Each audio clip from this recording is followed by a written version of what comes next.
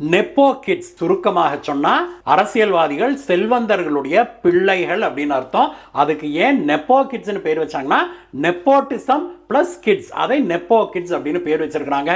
நேபாளல இந்த பிரச்சனை தான் இப்பொழுது பெரும் புரட்சியாக பெரும் கலவரமாக வெடிச்சிருக்கு நண்பர்களே. அந்த நாட்டுல நடந்திருக்கிற அத்தனை பிரச்சனைக்கும் காரணம் அந்த நாட்டு அரசியல்வாதிகள் பயங்கர ஊழல் பெருச்சாளிகளாக மாறி அவங்க அப்படியே கோடி கோடியா கொள்ளையடிச்சு சேர்த்து அந்த பணத்தை வச்சுக்கிட்டு அவங்களுடைய பிள்ளை குட்டிகள் பேரம்பேத்திகள்லாம் சொகுசான வாழ்க்கை, பயங்கர சொகுசான வாழ்க்கை, பெரிய பங்களா, ஸ்விம்மிங் பூல், ஃபாரின் டூர், அப்படியே பிராண்டட் Dress, பிராண்டட் வாட்ச் அப்படின்னு பயங்கரமா செலவு பண்ணிக்கிட்டு வாழ்க்கையை அனுபவிச்சுக்கிட்டு தெரிஞ்சதையெல்லாம் அந்த நாட்டு இளைஞர்கள் ஜென் ஜி கிட்ஸ் அப்படிங்கிறவங்க அந்த இயக்கத்தை சேர்ந்தவர்கள்லாம் புகைப்படமும் வீடியோக்களுமா எடுத்து இந்த நெப்போ கிட்ஸ் எல்லாம் இப்படி பாடா படுத்துறாங்க, இந்த நெப்போ கிட்ஸ்னால தான் நம்ம நாடே நாசமா போயிருச்சு, அவங்களுடைய அப்பா தாத்தாக்கெல்லாம் கொள்ளையடிச்சதுதான் காரணம் அப்படின்னு நேபாள மக்கள் இந்த நெப்போ கிட்ஸை பார்த்து